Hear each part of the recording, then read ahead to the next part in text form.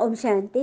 आज प्यारे मीठे भगवान की मुरली मंथन की डेट है 15 दिसंबर 2021। तो आज हम ब्राह्मण आत्माओं के लिए सच्ची सच्ची दीपावली का दिन है, क्योंकि दीपराज भगवान परमात्मा शिव स्वयं मधुबन में पधार रहे हैं। आज शाम 6:30 बजे से उनकी मुरली चलेगी। कितनी बड़ी बात है, कितनी खुशी की बात है। चलिए सभी ब्राह्मण आत्माएं एकदम झूमे नाचे गाए और सबको यह संदेश दे कि उनके भोले बाबा आ गए हैं, जिन्हें वो सब जगह ढूंढ रहे हैं। गीत गा रहे हैं, पत्थरों में ढूंढ रहे हैं, वो भगवान आ चुके हैं। और बाबा कह रहे हैं, मीठे बच्चे, ऊंच पद का आधार पढ़ाई और याद की यात्रा पर है, इसलिए जितना चाहो उतना ज्ञानअप कर लो। भगवान कह रहे हैं कि ऊंच पद, देखो ऊंच पद सभी चाहते हैं कि मुझे अच्छी नौकरी मिले, अच्छी प्रतिष्ठा मिले, धन संपदा से हम भरपूर रहें। तो बाबा कह रहे बस उसका आधार पढ़ाई है, याद की यात्रा पर हो। जितना ज़्यादा तुम ज्ञानअप करोगे, धारण करोगे, उतना तुम पाओगे।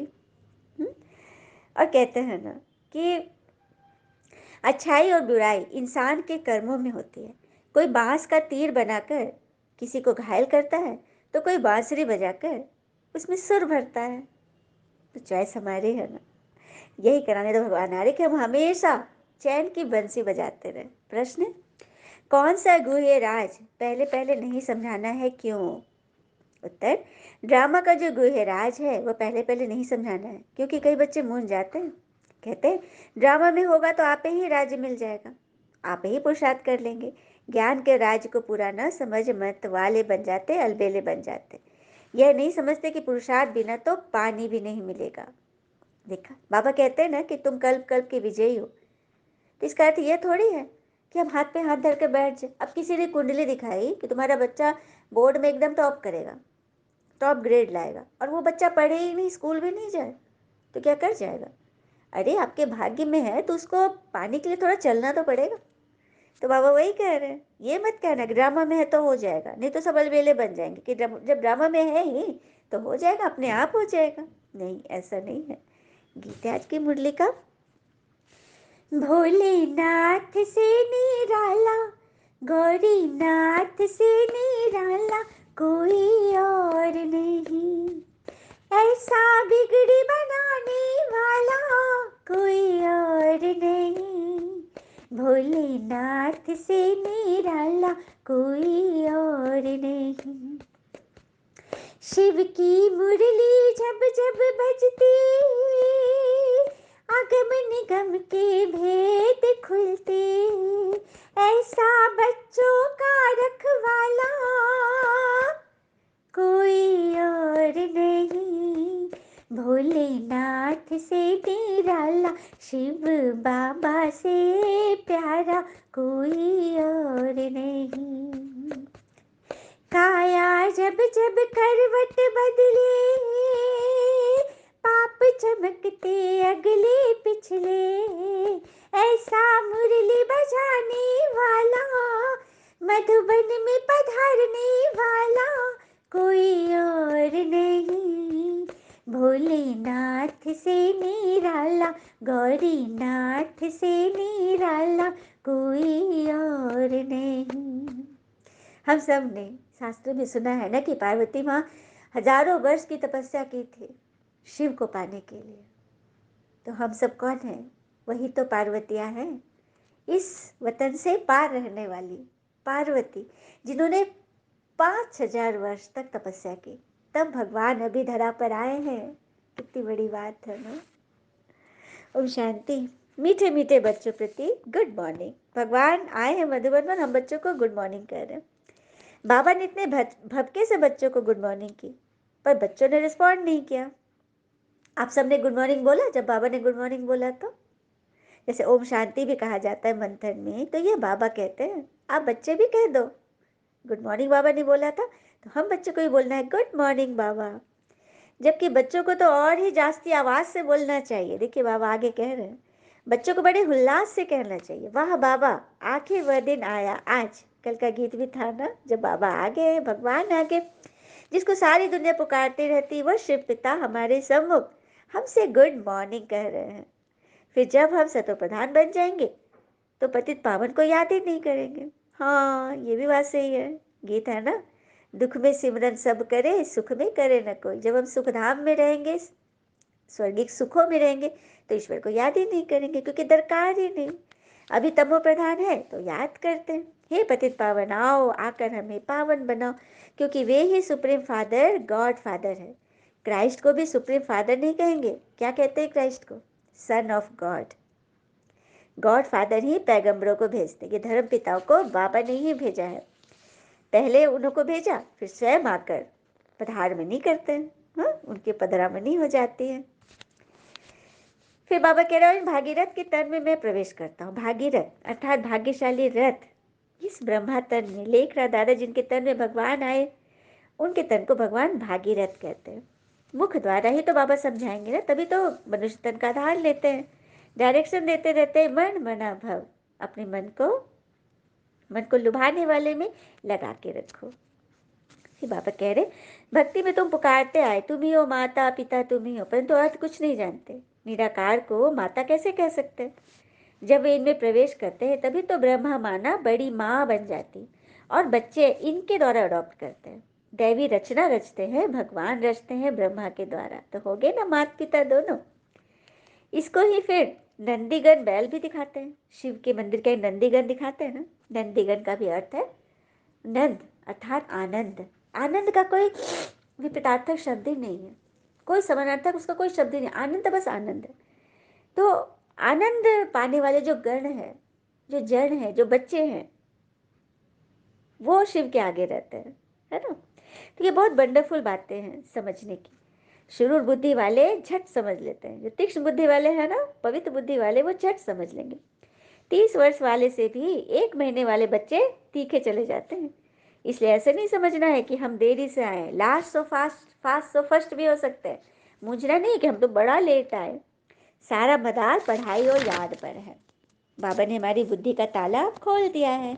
फिर बाबा ने साइंस पर कहे कि देखो अभी उसका कितना जोर है, तो यह सुख के लिए भी है तो दुख के लिए भी। सुख तो इससे अल्पकाल का ही मिलता है, साइंस से सुख अल्पकाल का ही मिलता है, क्योंकि इससे ही दुनिया का विनाश होना है।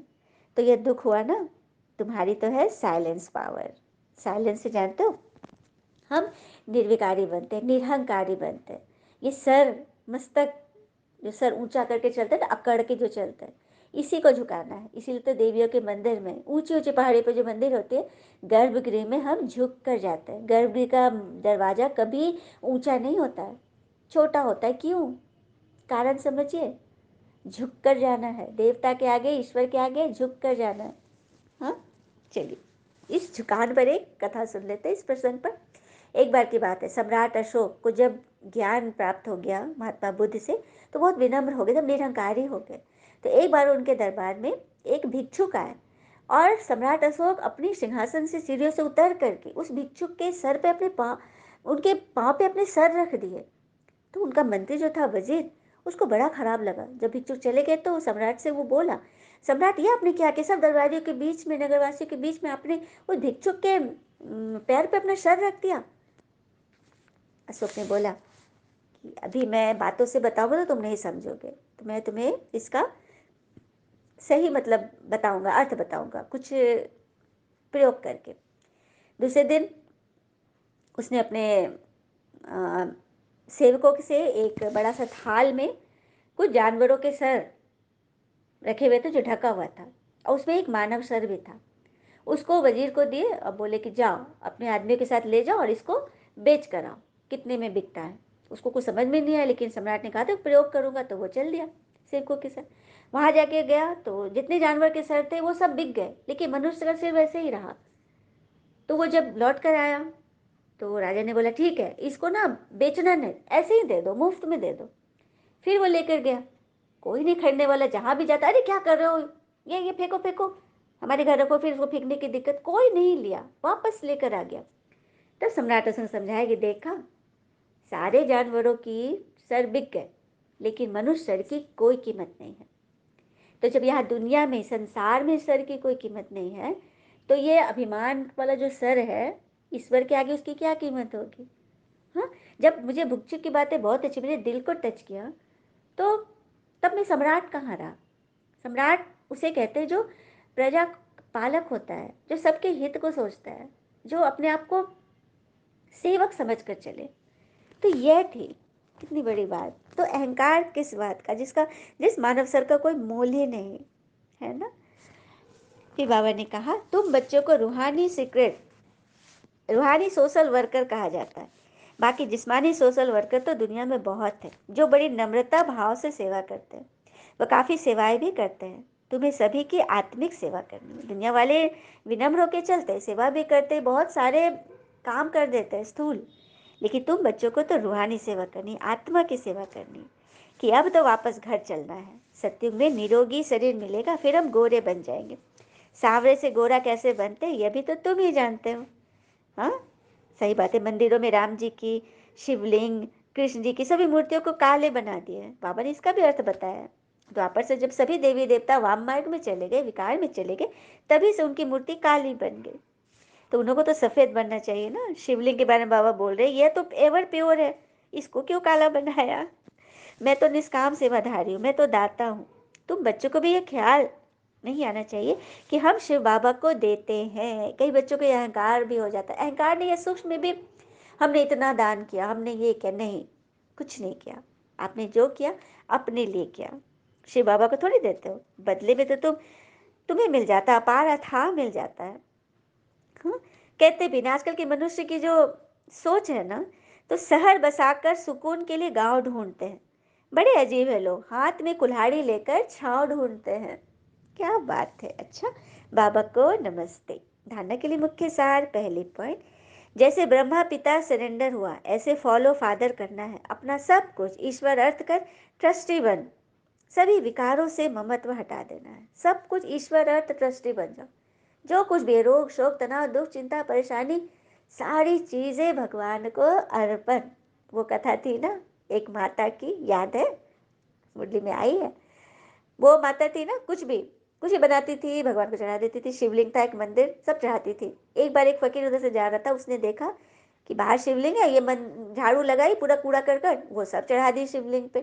तो उसको बड़ा आश्चर्य हुआ, उसने डांटा जोर से, ये आप क्या कर रहे हैं, कूड़ा करकट कहीं चल। तो अरे भैया, मुझे क्या पता, मैंने सुना था प्रवचन में कि सब कुछ अर्पण कर देना है, मेरा जो कुछ है सब उसी का है, तो मेरे घर से जो निकला सब मैंने चढ़ा दिया। तो देखा, ये तो एक भाव है ना, कि सब कुछ भोले बाबा को अर्पण। दूसरी पॉइंट, लास्ट आते हुए फर्स्ट जाने के लिए याद और पढ़ाई पर पूरा पूरा ध्यान देना है। बाबा ने मुरली में बताया ना कि लास्ट भी आए हो, देरी से भी आए हो, तो मुझना नहीं कि सारे बड़े आगे, कोई आगे नहीं पहुंचा है। इसलिए पूरा पूरा ध्यान दो पढ़ाई पर। चलिए वरदान लेते हैं। पुराने संस्कार रूपी अस्थियों को संपूर्ण स्थिति के सागर में समाने वाले समान और संपूर्ण भव। पुराने संस्कार रूपी अस्थियों, जब मनुष्य की मृत्यु होती है तो उसके अस्थियों का संस्कार किया जाता है ना, बहाया जाता है ना। तो हमारा ये नया जीवन, दैवी जीवन, दैवी चोला धारण करना है। तो ये पुराना जो विकारों का चोला है, इसके संस्कार को बहाएंगे ना, अस्थि विसर्जन होगी ना इसकी। तो वही है, पुराने संस्कारों, विकारी संस्कारों को बहा दो, जला दो।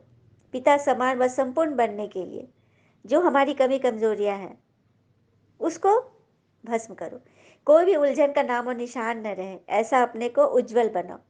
जैसे जन्म परिवर्तन के बाद पुराने जन्म की बातें भूल जाती है ना, जब भी कोई नया जन्म लेते हैं तो पुराने जन्म के संस्कार भूल जाते हैं ना।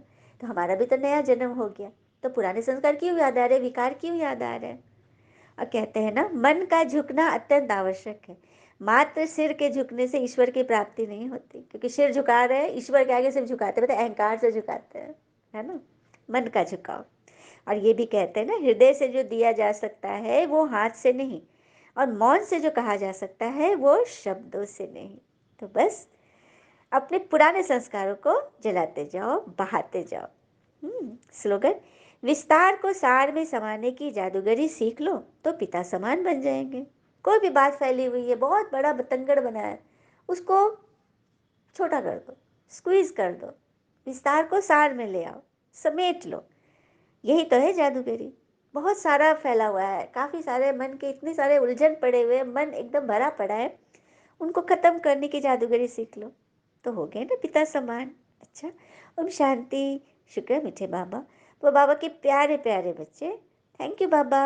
All is well, always. Om Shanti.